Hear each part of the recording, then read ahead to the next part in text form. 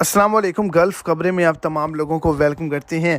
आज के दिन ड्यूटी टाइम के हवाले से, काम के हवाले से सऊदी हुकूमत की जानिब से इंतहाई शानदार कदम को उठाया गया है और जितने भी पाकिस्तानी, इंडियन, बांग्लादेशी वर्कर हजरात सऊदी अरेबिया के अंदर मौजूद हैं, काम करते हैं, उन तमाम लोगों के लिए बड़ी खुशखबरी सुनाई गई है।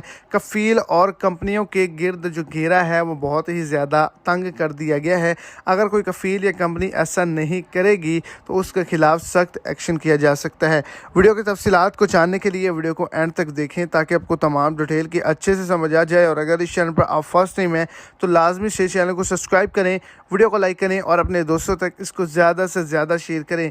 तो आपको बताता चलूँ कि आज के दिन कफ़ील और कंपनियों को ये बड़ी वार्निंग जारी की गई है कि कोई भी शख्स जो धूप पे काम करता है 6 घंटे से ज़्यादा काम नहीं कर सकता।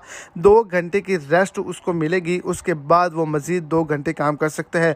यानी कि मुकम्मल तौर पर टोटल जो है वो 10 घंटे काम कर सकते हैं। उसके अंदर रेस्ट भी शामिल है, वक्फ़ा भी शामिल है और आपको 10 घंटों के ही पैसे दिए जाएंगे। ओवर टाइम के लिहाज से काम नहीं किया जाएगा।